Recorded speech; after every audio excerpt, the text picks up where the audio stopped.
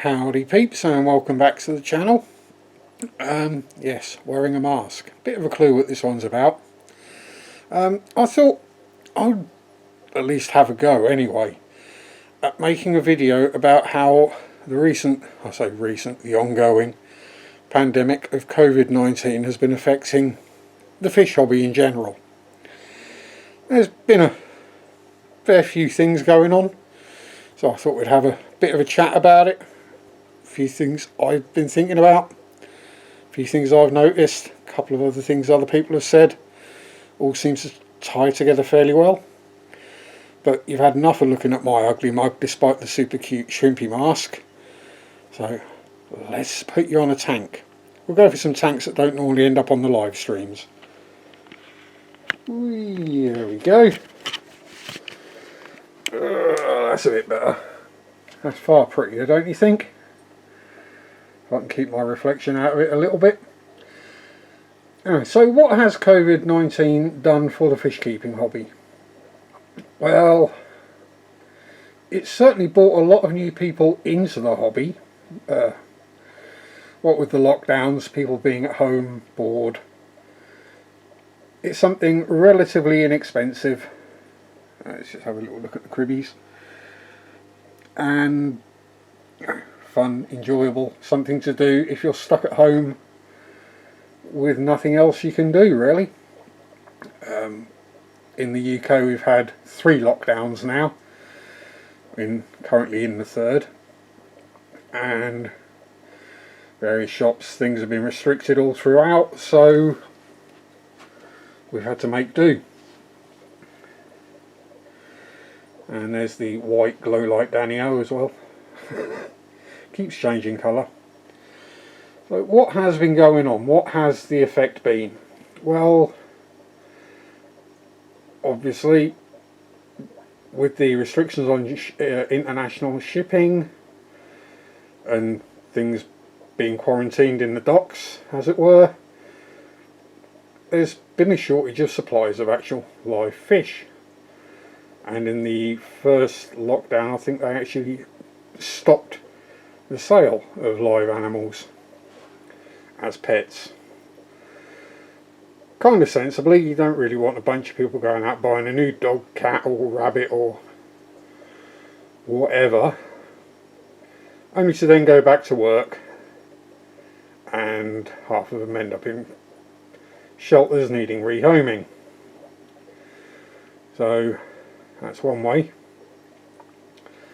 Also, not so much of a big thing in the UK, but the fish clubs and their various meetings haven't happened, which has led to a lot of fish keepers, I say a lot, those of us with multiple tank syndrome and multiplying fish, being stuck with a bunch of stock we can't move on. In the UK there have been fairly strict rules on what counts as an essential trip, and unless said fish are in danger of dying through overcrowding and ammonia poisoning and things like that, it's not an essential trip. Now I've been good. I've not been breaking the rules regarding lockdowns. Well, as little as possible anyway. Because I want to get rid of this virus as soon as the rest of us do. So, someone like me, yes, that does mean I'm currently got around about 300 bristlenoses, 150 cribensis and probably 20 or 30 shell dwellers now.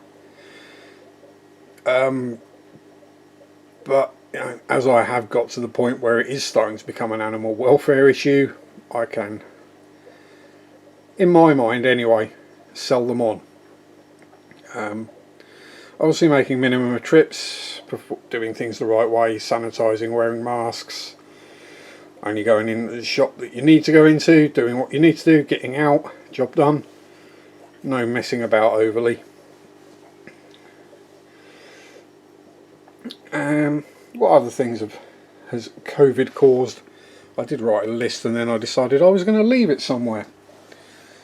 Oh, and there's one of the culprits for the many fishes.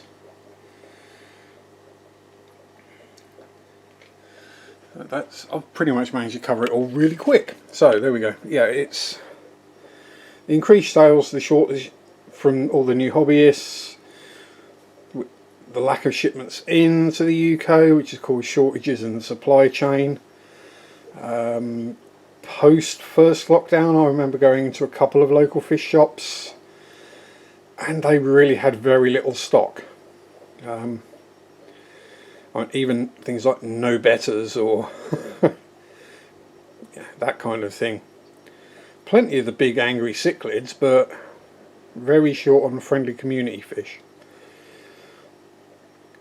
And also with Brexit, if you're in the UK, I'm not going to get into the entire politics of the situation because that will just cause squit. Don't worry, that muck is just algae wafer that Spotty's kicking up. And there's the mama of the Bubbiplex, Ginger. And if we look real close in there, you might just see there's a whole bunch more wrigglers. So yeah, with that, with Brexit as well, with the changes made, I'll get myself in the sunlight. With the changes made to the import laws and regulations, where basically anyone importing anything into the UK now has to pay the VAT their end, the value added tax, which is 20% on basically everything that isn't food. Either the prices are going to go up, or companies just aren't going to deal with the UK anymore. If they have to do all the work and pay for the privilege of doing it, they're going to have a look at the money and decide whether they think it's actually worth their while supplying. Now, what does that leave? Well, with both of them, with COVID and Brexit, it leaves a big gap in the market, which is where people like you and I, the fish breeders, I think I can successfully call myself a fish breeder now, and I'm actually making money out of it. It could well end up being up to us to supply the hobby. For example, I know that around here bristlenose plecos are in pretty short supply at the moment, so hence I can get a good price and sell as many as I can breed pretty much. I also don't want to overstock the shops, but this is what could work out as an upside for those of us who do breed fish in the UK. We could soon be getting a bit more respect off of the shops as a supplier, rather than just someone coming in because they've got too many fish or fish they don't want anymore. Which, you know, if it's something, oh, I don't want that one anymore, then I can completely understand painting the Sharpie fade to black. You know, the shop's being a little bit grumpy about taking them in. Sorry, he's not dead, he's just having a snooze. So, you know, there could be an upside to it all. Remains to be seen. I mean, hopefully long term the effects of both COVID and Brexit don't cause too many issues. I can't see them. Once things all settle down again, worst that will happen is the prices will go up, which again isn't such a bad thing. Now if we can get more UK based, well, let's say companies, I wouldn't really call myself a company, but, you know, internal supply network, as it were, then that can only be good for the country, the hobbyists, the hobby, and the new people getting into the hobby. So, I mean, what would you rather buy? Would you rather buy a fish that has been locally bred in the same or very similar water parameters to your tank? where in my case especially, you can look on YouTube and see the videos of the parents, the tanks, where the babies have been living, how they've been looked after. You know they've at most had like an hour's travel to get where they're going, rather than, you know, days in a bag in a dark box, stressed, griefed. Be quiet, Xbox. Although why the heck that thinks I want it to do something, I don't know. Yeah, I would much rather buy locally bred, locally sourced fish. Here he is, he's awake now. Hello, Englybert. Come on, smile for the camera.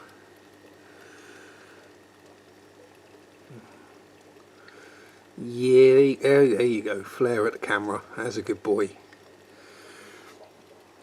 So, anyway, that's my basic taking. Oh, and we do have an extra tub, lots of tannins, and that's got another batch of baby bristle noses in it. Yes, I know. Anyway, so there we go. Just a few thoughts on what I think COVID has done to and for the hobby, effects it might have moving forwards. Proof there that you don't need an expensive tank and lights and what have you to keep fish successfully. Plastic soap, cheap heater, cheap filter, clip-on desk lamp, job done. Yeah, if you've got any thoughts, comments, other points to make, stick them down in the comments box. Englebert's far prettier to look at. And we'll see what kind of discussion we can get going on here about what exactly it's going to do. Yes, Engelbert, I know you're grumpy. You don't like it when people point things at you, do you? No. Anyway, if you've stuck around this long, thanks for watching. Stick your comments down in the doobly-doo. Let's see if we can get a bit of a discussion going on and work things out. Enjoy your hobby. Whether you're seasoned old pro, new to it, whatever, even if it's just a different hobby. That way round sharp. Peace out. Rock on. Bye bye.